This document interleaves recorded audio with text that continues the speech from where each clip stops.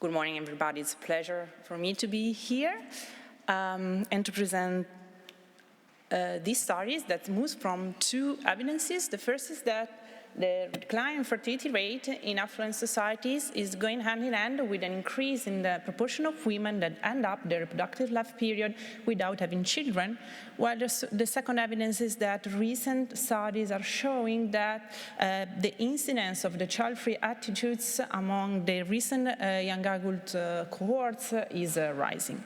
So the question might be whether childbearing is becoming less relevant in the lives of young adults today.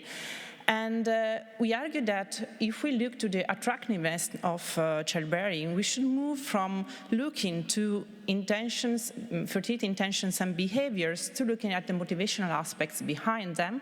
And so ask ourselves which are the needs that actually childbearing can fulfill and which are the related individual value system. So moving from the second demographic transition theory, we ask two questions. The first, if post-materialistic individuals on average have a lower likelihood of viewing parenthood as necessary for self-fulfillment in life compared to traditionalist people, and how much of this association is moderated by the availability of financial resources and expected institutional support for childbearing, thinking that maybe post-materialistic people face more uncertainty when they have to take life choice decisions such as childbearing. Our data come from an international survey of the Youth Report project conducted in 2022 on 5 European countries on a representative sample of young adults aged 18 to 34.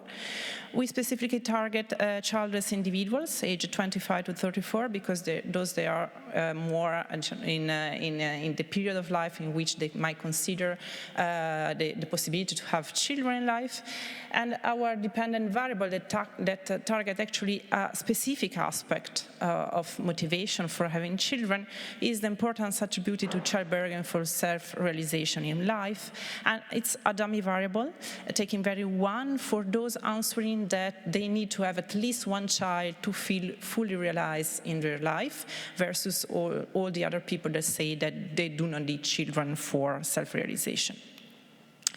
Our main covariates, we have the post-materialistic index. It's the same index than in the World Value Survey. Then we have a dummy variable for the expected support from the welfare state in this case. So people who expect to receive support from the welfare state in case of childbearing, contrasted to those who do not expect such a support. Then for the financial resources, we have income. In the survey, we have both the individual's income and the partner's incomes, in case of partnership, of course. We operationalize this variable in many ways, or the results are consistent, and now here we show you the results from selecting just dual or nil couples, and using a dummy variable that takes value 1 in the case of the highest income in the couple is above the 2,000 euros per month. And here the results. So these are predicted probabilities from logit models in which we control for the main socio-demographic characteristics of the individual. It's a probability of considering having at least one child as necessary for self-fulfillment in life. In the horizontal axis, you have the post-materialism index. Higher value correspond to higher post-materialist position. In the panel A, you see that the probability of considering childbearing relevant for self-fulfillment decline for those who are more post-materialistic. But if you combine post-materialism with expected support from the welfare state, you see that those who expect support from the welfare state, so the blue line, actually always put high relevance to childbearing, even though they are post-materialist. While for those who does not expect support from the welfare state, the shape of the curve is the same that in panel A. And here the results with interaction between post-materialism and income, actually there are no results. The small results you see is just because of the French subsample. If you remove French people from this sample, actually the two curves are perfectly overlapping. I don't know why.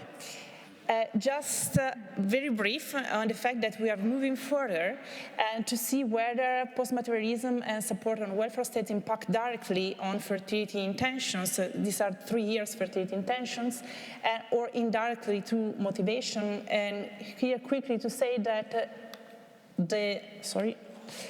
most of the effect pass through the motivational aspects. So there is still an important, a significant effect from expected support from the welfare state on intention, but most of the effect pass through motivation. So even though we are looking just at association, not to mechanism, there might be 2 channels through which policies can impact fertility. The first is via culture, so impacting indirectly on intention through motivation. And the weaker, actually, association is via objective resources, such as the same via that takes also the income resources impacted directly on intention.